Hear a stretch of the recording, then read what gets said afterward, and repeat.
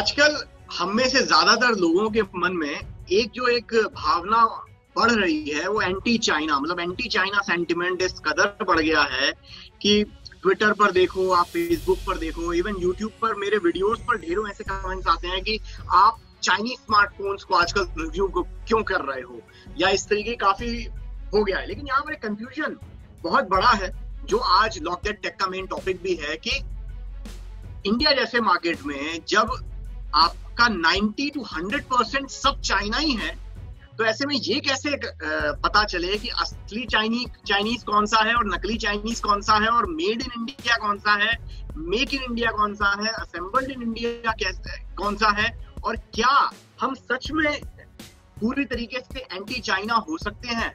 क्या made in India होने में कितना वक्त लगेगा? ये सारी चीजें पता करने के लिए आज हमने बड़ी अच्छी मंडली जमाई है। लॉक दैट टेक के हर एपिसोड में सिद्धार्थ शर्मा तो आपको हमारे साथ दिखते हैं ही, लेकिन सिद्धार्थ के साथ आज हमारे साथ एक बहुत खास मेहमान है, मेरे हम नाम अभिषेक Bhatnagar.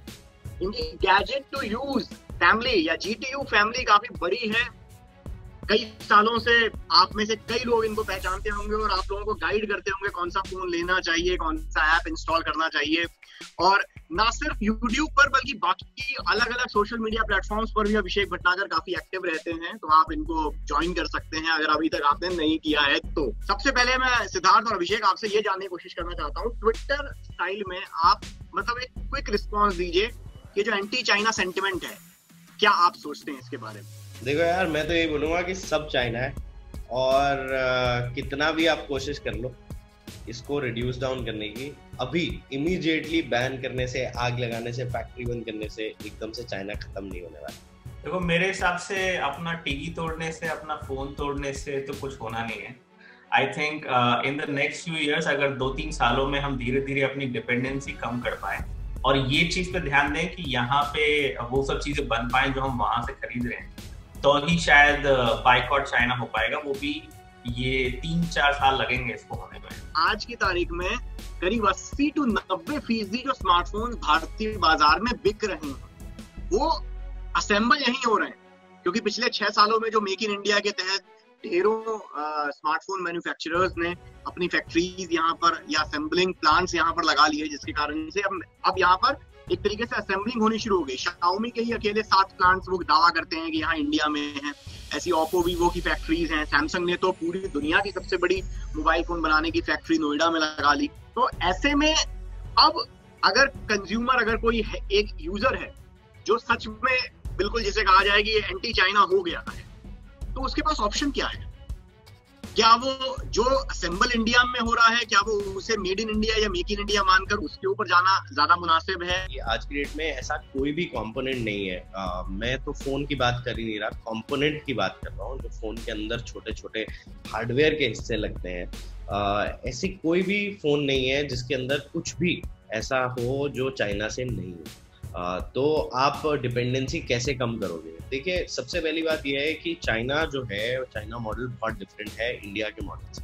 China model is different because China builds industries. China business नहीं बनाता। चाइना में आपको बिजनेसेस नहीं देखने को मिलते, बट आपको इंडस्ट्रीज देखने को मिलती है, चाहे वो कंपोनेंट इंडस्ट्री हो, चाहे वो स्मार्टफोन इंडस्ट्री हो। इंडिया में आपको बिजनेस देखने को मिलते हैं जैसे कि रिलायंस जियो, पर इंडिया में आपको ऐसा इंडस्ट्रियल स्केल पे ऐसा कुछ नहीं देखने को मिलेगा कि बॉस हम लोग इस चीज में नंबर 1 है। हो सकता है एग्रीकल्चर या हैंडीक्राफ्ट में हो, बट टेक्नोलॉजी की बात करें तो वहां पे हम लोग बिल्कुल भी नहीं है। तो जाहिर सी बात है कि सारे जो पार्ट्स आ रहे हैं वो चाइना से आ रहे हैं, यहाँ पे बैठ के असेंबल हो रहे हैं। कुछ मेक इन इंडिया भी हो रहे हैं, बट वो जो है, आप चाहे रियलमी का एग्जांपल ले लो, ओप्पो का ले लो, चाहे वीवो का ले लो, ये जितने लोगों ने, चाइनीज कंपनीज ने यहाँ फैक्ट्रीज लगाई हैं, उसमें भी 40 to 50% फैब्रिकेशन जो डिवाइस की होती है वो मेक इन इंडिया होती है। बाकी सब पार्ट्स जो है यहाँ आके असेंबल किए जाते हैं। तो जैसा कि अभिषेक ने शो के स्टार्टिंग में बोला था कि हमें धीरे धीरे डिपेंडेंसी कम करनी पड़ेगी, तो वही एक तरीका है कि अगर आपको वो आत्मनिर्भर होना है तो आपको धीरे धीरे डिपेंडेंसी कम करनी पड़ेगी। आपको यहाँ पे लोकल मैन्युफैक्चरिंग को पुश देना पड़ेगा, एसएमईज एमएसएमईज को पुश देना पड़ेगा, उनको इंसेंटिव्स देने पड़ेंगे कि बॉस आप कंपोनेंट्स बनाइए, आप सेमीकंडक्टर चिप्स बनाइए, ट्रांजिस्टर्स बनाइए, तो वो बनाएंगे। देखो मुझे लगता है कि इस टाइम पे जितने भी फोन बन रहे हैं वो चाइना की मदद के बिना नहीं बन सकते हैं, और कम से कम अभी से 2 से 3 साल तक यही सिस्टम रहना है। तो अगर जैसे चाइना ने एक्चुअली क्या किया वर्ल्ड के साथ, अगर आप देखें तो उन्होंने ट्रेड सीक्रेट जो है स्टील किए बहुत सी यूएस कंपनीज की, और रेप्लिका कंपनीज जो है बनाई है। मैं ये नहीं कह रहा कि इंडिया को वैसा कुछ करने की जरूरत है, लेकिन अगर मेक इन इंडिया 100% हो जाता है, यानी कि हर एक फोन जो कि इंडिया में बिके वो सिर्फ और सिर्फ मेक इन इंडिया ही होना चाहिए, ऐसा अगर सरकार बोल दे तो कम से कम हम ये कह सकते हैं कि सारे फोन की वजह से इंडियंस को कुछ फायदा मिल रहा है, चाहे वो एम्प्लॉयमेंट का है, चाहे वो इंडिया की इन्वेस्टमेंट का है, या फिर कोई और फायदा जो कि सरकार को टैक्स के फॉर्म में मिलता है। तो ये सारी चीजें अगर एक बार हो जाती है इंडिया में, और धीरे धीरे सारी कंपनीज अपने सारे 100% फोन जो भी वो बेच रहे हैं वो सारे फोन इंडिया में ही बने और फिर इंडिया में ही बिके। सबसे पहली बात तो वो, जिससे हमारा फायदा है। अभी हमें अपने फायदे के बारे में भी सोचना चाहिए कि हम एक डेवलपिंग कंट्री हैं और हमें पैसे की भी जरूरत है और जॉब्स की भी जरूरत है, और उसके बाद मुझे लगता है सरकार अपनी तरफ से पुश करे कि देखिए अब सारे फोन जब इंडिया में ही बन रहे हैं तो क्यों नहीं एक इंडियन कंपनी भी फोन बनाना शुरू करे, और वो भी इन्हीं रिसोर्सेज को यूज करके अपनी फैक्ट्री सेटअप करे, इन्वेस्टमेंट लगाए और उसमें उनको सपोर्ट दें। और मुझे लगता है कि वो एक अप्रोच हो सकती है जो कि फ्यूचर में हमें काम आ जाए। अगले 2 से 3 साल बाद हम कह सकें कि हाँ, कुछ इंडियन ब्रांड्स ऐसे हैं जो कि अब यहाँ पे ऐसा नहीं कर रहे हैं कि वो चाइना से उठा के सामान लेके आ रहे हैं, वो एक्चुअली में डिजाइन भी यही कर रहे हैं, असेंबल भी यही कर रहे हैं, और फिर एक लॉन्ग समय में शायद आगे आने वाले 10 साल में या 5 साल के बाद हमें कंपोनेंट्स इंडिया में बनते हुए देखेंगे। तो आई थिंक हमें स्टेप बाय स्टेप चलना होगा। पहले 100% मेक इन इंडिया हो जाए, उसके बाद फिर इंडियन ब्रांड्स उभर के आए, और उसके बाद फिर हम कंपोनेंट्स भी जो हैं वो इंडिया में बनाने शुरू करें। और ये चीज जब हम कर पाएंगे तब हम बन जाएंगे आत्मनिर्भर, और ना सिर्फ इलेक्ट्रॉनिक इंडस्ट्री और इंडस्ट्री में भी ये काम हो सकता है। अभिषेक, यहाँ पर एक चीज मैं ऐड करना चाहूंगा कि देखिए मेन जो किसी भी स्मार्टफोन के कंपोनेंट्स अगर हम देखें तो क्या चीज होती है, बैटरी होती है, स्टोरेज होती है उसकी, फिर उसके अलावा आपका जो चिपसेट होता है या जिसे प्रोसेसर आप कह सकते हैं वो चीज होती है, और डिस्प्ले होता है। ये 4 चीजों से मिलकर एक स्मार्टफोन बनता है। डिस्प्ले के मामले में तो चाइना में भी बन रहे हैं डिस्प्ले, जापान में भी बन रहे हैं, और भी वियतनाम जैसी कंट्रीज में भी बन रहे हैं। लेकिन चिपसेट और आपकी जो स्टोरेज है इसका बहुत ज्यादा हिस्सा दुनिया भर के, मतलब सिर्फ मैं इंडिया का नहीं कह रहा हूँ कि इंडिया में जो स्मार्टफोन बिक रहे हैं वो बनते चाइना में ही है, क्योंकि वहां पर एक तो काफी सालों की मेहनत के बाद स्किल्ड लेबर वहां पर उस तरीके से बन गया है। दूसरा, वहां पर उन्होंने इंफ्रास्ट्रक्चर चाइना ने उस तरीके का मुहैया कराया है, क्योंकि जब आप चिपसेट बनाते हैं, क्योंकि उसमें सिलिकॉन का काम होता है और काफी जिसे कहा जाए डिटेलिंग लगती है उस चीज में, तो चिपसेट और स्टोरेज वाली चीजों को बनाने के लिए हर वक्त आपको बिजली चाहिए, हर वक्त आपको पानी चाहिए, और बेहद वैक्यूम्ड एनवायरनमेंट में वो चीजें सारी बन रही होती हैं। तो ऐसे इसमें स्किल्ड लेबर और काफी वो फैक्ट्री भी अलग किस्म की होती है जहां पर ये स्टोरेज यूनिट आपका जो स्टोरेज है और जो चिपसेट बन रहा होता है। तो वो चीजें इंडिया में भी डेवलप करने के लिए काफी इंफ्रास्ट्रक्चर को बेहतर करने की जरूरत होगी। अभी जो पावर और वाटर सप्लाई अच्छे से बनाने की जरूरत होगी, लेकिन बैटरी और बाकी ये चीजें तो इंडिया में अब बननी शुरू हो गई हैं काफी हद तक। अगर आप देखें तो कई फोन्स में जो बैटरी बनकर आती है, जो लिथियम आयन की बैटरी है, वो यही इंडिया में मैन्युफैक्चर हो रही होती है। कई इस तरीके से पैकेजिंग इंडिया में मैन्युफैक्चर होनी शुरू हो गई है। आपके जो चार्जर की यूनिट्स हैं वो इंडिया में, जो पावर प्लग जो होता है वो इंडिया में बनना शुरू हो गया। तो कहीं ना कहीं हम ये कह सकते हैं कि फेज 1 तो कंप्लीट हो चुका है, क्योंकि जहां पे आज से 5 साल पहले हम लोग ज्यादातर जो फोन खरीदते थे वो सिर्फ ठप्पा लगा हुआ होता था, उस पे किसी जैसे माइक्रोमैक्स जैसी कंपनियां बेचती थी जो ठप्पा लगा देती थी अपना, बनकर वो चाइना से ही आ रहा होता था। तो अब काफी हद तक चीजें इंडिया में बननी शुरू हो गई हैं, असेंबलिंग शुरू हो गई है, मैन्युफैक्चरिंग कंपोनेंट्स की करनी जरूरी है। क्या कहते हैं आप इस बारे में? अभिषेक, आपने बात की माइक्रोमैक्स की। मैं अभिषेक भटनागर से पूछना चाहता हूँ कि माइक्रोमैक्स एक तरीके से वापस आने वाला है, बोल रहे हैं सब, वो भी आ गया अपना फोन वोन लेके। हमारे इंडिया में कई सारी कंपनीज थी, ऐसे इंटेक्स थी, लावा मोबाइल था, कार्बन मोबाइल था, और जेन मोबाइल था, मतलब हाँ ऐसे कई सारे, फ्रीडम था। तो ऐसे कई सारे मतलब इंडियन मैन्युफैक्चरर्स थे। तो अभिषेक भटनागर से मैं ये जानना चाहूंगा कि अब आपको लगता है कि is it the right time for them to come back in the market? I think एक अपॉर्चुनिटी तो है उनके लिए जो अभी उभर के आई है। जब मेड इन इंडिया और इस तरह से लोग चाह रहे हैं कि भारत के ही ब्रांड्स का वो फोन खरीदें, तो अगर भारत के ब्रांड फाइनली, जो उन्होंने आज तक कभी नहीं किया, अपना पैसा इन्वेस्ट नहीं किया, उन्होंने हमेशा पैसा बनाया, उस प्रॉफिट को अपने पास रखा और कभी भी उसका एक्चुअली में फायदा देश को नहीं मिला और उनको भी एक लॉन्ग टर्म पे फायदा नहीं मिला, वो ट्रेडर बन के रह गए और उसके बाद फिर उनका बिजनेस जो है पूरा खत्म हो गया। तो आज के समय में वो एक अपॉर्चुनिटी उनके पास है, अगर वो एक ऐसा फोन बनाते हैं जो कि इंडिया में डिजाइन, फिर इंडिया में मैन्युफैक्चर या फिर असेंबल हो जाए, तो आई थिंक ये इतना करना भी उनके लिए फायदेमंद हो सकता है इस टाइम पे। अगर माइक्रोमैक्स बाहर से ही सामान लाकर उसे असेंबल कर रहा है इंडिया में, माइक्रोमैक्स या उसके जैसी कोई भी और इंडियन कंपनी, तो एक माइक्रोमैक्स का मेक इन इंडिया स्मार्टफोन और एक शाओमी का मेक इन इंडिया स्मार्टफोन और एक सैमसंग का मेक इन इंडिया स्मार्टफोन, ऐसे में कंज्यूमर किसकी तरफ जाए? क्योंकि सैमसंग कोरियन ब्रांड है बट मेक इन इंडिया कर रहा है, इंडिया में उन्होंने इन्वेस्ट कर रखा है।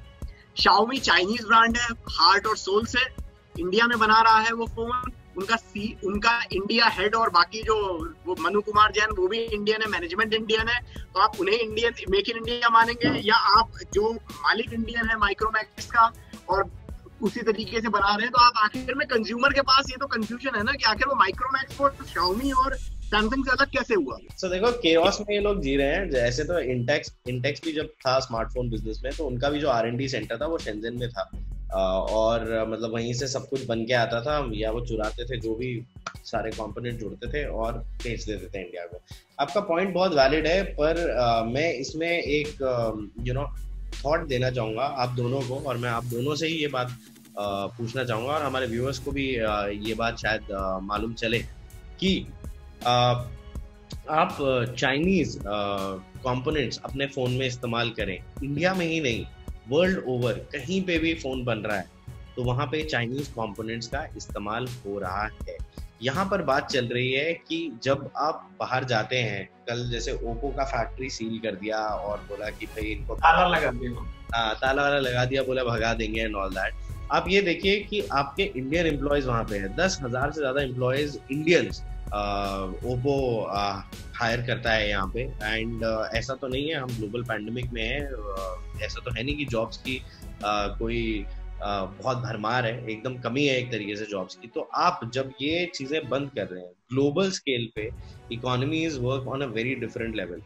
आप ये देखिए, आप ये नहीं बोल सकते कि इंडिया में कोई चाइनीज ब्रांड आया बंद कर, ऐसे तो कल को आपकी जिस कंट्री के साथ लड़ाई हो जाएगी आप वो बंद कर दोगे यार।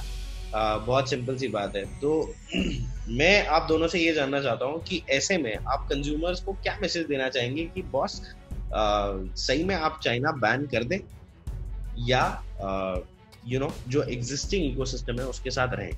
जो लोग यहाँ पे काम कर रहे हैं उन कंपनी में वो हमारे ही लोग हैं। हमारे ही देश में उन लोगों ने, अगर सैमसंग ने या ओप्पो वीवो ने फैक्ट्री लगाई है तो उन्होंने हजारों करोड़ रुपए की इन्वेस्टमेंट, मतलब कम से कम 100 करोड़ रुपए की इन्वेस्टमेंट की है। 200, 100, 300 करोड़ रुपए उन्होंने यहाँ लगाए हैं, तब जाके कंपनी बनी है और उससे उनको जॉब मिल रही है, हमारे इंडियंस को जॉब मिल रही है। तो एक्चुअली में हमारा फायदा हो रहा है। तो जो लोग वहां पे जाके ताला लगा रहे हैं वो मीडिया के फेम के लिए, मीडिया के अंदर आने के लिए, लोगों को भटकाने के लिए वो काम कर रहे हैं। वो अपने फायदे के लिए कर रहे हैं क्योंकि उनके छोटे से ग्रुप को मीडिया कवरेज मिल जाएगी, उनको कैमरे पे अटेंशन मिल जाएगी, वो लोग पॉपुलर हो जाएंगे, लोग उनके इंटरव्यू करेंगे और वही उनका मोटिव है। लेकिन ऐसे में जो जनता है वो कहीं ना कहीं वो सब चीजें देख के और अपने दिमाग में टेंशन ला के भटक जाती है और भूल जाती है कि दुनिया कैसे चलती है। अगर कंपनी 100 रुपए भी कमाती है तो उस 100 रुपए में 80 से 90 रुपए जो हैं वो इंडिया में ही खर्च होते हैं, फिर चाहे वो CSR एक्टिविटी में हो, इन्वेस्टमेंट में हो, यहाँ पे लोगों की सैलरी देने में हो, यहाँ की फैक्ट्री चलाने में, बिजली का खर्चा, बाकी सारी चीजें करने में हो। तो वो पैसा जो है वो 100 रुपए अगर कंपनी कमा रही है तो वो 100 रुपए में से 80-85 रुपए यही इंडिया में घूम रहे हैं। और वो कंपनी यहाँ पर इंडिया में ऑपरेट करने के लिए उसे यहाँ पे काम करने का लाइसेंस लेना पड़ता है, तभी जाके वो इंडिया में ऑपरेट कर सकती है। ऐसी कोई भी कंपनी है नहीं कि आओ चलो तो फिर हम भी चाइना में बिजनेस करना शुरू कर देते हैं, इस तरीके से थोड़ा ना चलता है। लेकिन जहां पर एक कंज्यूमर के बीच में कंफ्यूजन हटाने की जरूरत है कि भाई एक अगर कंज्यूमर एक जागरूक बनाने की जरूरत है कि भाई ये कंपनी चाइनीज है, ये कंपनी चाइनीज नहीं है, ये कोरियन है, ये अमेरिकन है। तो एक हमें लकीर खींचने की जरूरत होगी, बाकी फैसला तो कंज्यूमर के ऊपर है कि उसे चाइनीज फोन लेना है या नहीं लेना है। तो देखिए यहाँ पर अगर मैं गलत हूं तो मुझे करेक्ट कीजिएगा। यहाँ पर कुछ एक तो वो कंपनीज है नंबर 1 जिनका चाइना से बहुत ज्यादा कनेक्शन नहीं है फाउंडर के बेसिस के ऊपर, जो चाइना में असेंबली करवा रही है, लेकिन चाइना में कंपनी हेडक्वार्टर्ड नहीं है, वो कहीं और हेडक्वार्टर्ड है, जिसमें आप कह सकते हैं सैमसंग हो गया, एप्पल हो गया, एलजी हो गया, सोनी हो गया, ये सारी चीजें चाइना में असेंबल कराती हैं, इंडिया में बेचती हैं, जिनके ऊपर ठप्पा लगा हुआ होता है made in China, assembled in China का, पर चाइनीज कंपनीज नहीं है। फिर आती है दूसरी कंपनी जिन्हें चाइनीज कंपनी कहा जा सकता है क्योंकि वो हार्ट एंड सोल में पूरी तरीके से चाइनीज है, मैनेजमेंट उनका चाइनीज है, फाउंडेड वो चाइना में हुई और उनका मैनेजमेंट भी चाइनीज है, जैसे शाओमी हो गया, आपका वन प्लस हो गया, हुआवी हो गया, ZTE हो गया, ढेरों ऐसी कंपनीज आपको मिल जाएंगी, वीवो, ओप्पो हो गया, जो basically pure heart and soul में पूरी तरीके से चाइनीज है। फिर आती हैं ऐसी कंपनियां जिन्हें चाइनीज कंपनीज ने एक्वायर किया अपनी ग्लोबल इमेज को सुधारने के लिए या अपना एक्सपेंशन करने के लिए दुनिया के अलग अलग मार्केट्स में। मोटोरोला को आप चाइनीज मानेंगे क्योंकि उससे पहले गूगल उसका मालिक था, गूगल से पहले मोटोरोला मोबिलिटी अपने आप में अलग कंपनी थी, तो जो कि यूएस कंपनी है और लेजेंडरी कंपनी है, दुनिया का पहला फोन बनाने वाली मोटोरोला कंपनी है, वो आप उसको चाइनीज मानेंगे क्या? कि लिनोवो ने उसको एक्वायर कर लिया। लिनोवो ने उसे एक्वायर इसलिए किया क्योंकि उसे बाकी और मार्केट्स में अपनी इमेज बनानी थी कि हाँ हमें अपना एक्सपेंशन करना है। तो कंज्यूमर को अलग अलग कहीं ना कहीं हमें भी दिखाना पड़ेगा एज ए टेक्नोलॉजी रिव्यूअर कि भैया ये एक पूरी तरीके से चाइनीज कंपनी है, ये इसको आपके ऊपर, आप इसको चाइनीज माने, आप इसको अमेरिकन माने, और ये कंपनी पूरी तरीके से अमेरिकन है, यूरोपियन है या कोई और है। क्या कहते हैं आप इस बारे में? Well, yes, I completely agree with you, अभिषेक। यहाँ पे मतलब ये बहुत थिन लाइंस हैं एंड कंपनीज जो हैं ज़्यादातर अपना प्रॉफिट ही देखती हैं। अब हमें ग्लोबल वर्ल्ड में रहते हैं तो उसकी ये सब दिक्कतें तो होंगी कि कंपनीज देखेंगी कि बॉस हमें कहाँ ज़्यादा प्रॉफिटेबिलिटी मिल रही है, कहाँ ज़्यादा टैक्स बेनिफिट मिलता है, और वहीं वो अप्रोच करेंगी। यही तो मतलब अगर आप इंडिया का भी देखें तो मेक इन इंडिया मिशन क्या है? अट्रैक्ट करने के लिए तो है ग्लोबल प्लेयर्स को कि आप आइए यहाँ पे मेक इन इंडिया कीजिए और यहाँ से बना के आप बेचिए। तो आई थिंक मैं कंप्लीटली सहमत हूँ आपकी इस बात से। बाय द वे, मेरा मैसेज जो व्यूअर्स के लिए है या मेरा सवाल जो व्यूअर्स के लिए है वो मैं यही कहूँगा कि आप बताइए कि अगर आप कोई चाइनीज प्रोडक्ट इस्तेमाल नहीं करें तो आप क्या करें? तो मेरे हिसाब से आप कनेक्टेड है ही नहीं, क्योंकि एक छोटा से छोटा कंपोनेंट जिससे हमने शो स्टार्ट किया वो भी चाइना से बन के आता है। तो क्या क्या तोड़ेंगे आप? ये एक बहुत बड़ा सवाल है। और तोड़ने से अच्छा ये सोचिए कि कैसे आप देश को जोड़ के ऐसा एक सिस्टम बना सकते हैं या गवर्नमेंट को अर्ज कर सकते हैं पॉलिसी बनाने के लिए कि आप आत्मनिर्भर बन सकें। आपका क्या मैसेज है दोनों का? मैं ये चाहूंगा कि देखिए, हमें मेक इन इंडिया को प्रमोट करने की जरूरत है पूरी तरीके से। आज की तारीख में अगर कोई कंज्यूमर कोई भी स्मार्टफोन या कोई भी चीज खरीदने जा रहा है, वो सबसे पहले डब्बे के ऊपर ये देखे कि भैया ये बना कहाँ है, manufactured, assembled, made in India, make in India, नाम चाहे आप कुछ भी दे दें, लेकिन अगर वो असेंबल भी इंडिया में हो रहा है तो कहीं ना कहीं वो पैसा हम इंडियंस की पॉकेट के अंदर ही आ रहा है। तो सबसे पहले डब्बे पे देखो कि भैया मेड इन इंडिया है या नहीं है, या असेंबल्ड इन इंडिया है या नहीं है, उसके बाद ही उस प्रोडक्ट को खरीदना चाहिए। मैं तो ये चाहूंगा। अभिषेक, अब हमें अब बनने की जरूरत है कुछ हद तक चाइना, मतलब गलत तरीके से नहीं, सही तरीके से। और वो यही है कि हम भी वैसा ही कुछ करें, इंडस्ट्रीज को बढ़ावा दें और यहाँ पे प्रेरित करें बिजनेसमैन को कि वो अपना पैसा लगाएं और इंडस्ट्री बनाएं। ना सिर्फ इंडिया के, बाहर के लोग भी यहाँ के इन्वेस्ट करें। तो लॉक दैट टेक के ये एपिसोड में आपको कैसा लगा, आपने कमेंट्स करके बताइएगा। साथ में GTO फैमिली का हिस्सा जरूर बनिए। साथ में सिटीजनशिप भी अब यूट्यूब पर आ गए हैं, उनकी फैमिली का भी हिस्सा बनिए और मेरी फैमिली का भी हिस्सा बनिए। हम सब, आप सब लोगों को लाइक एंड सब्सक्राइब। ओके।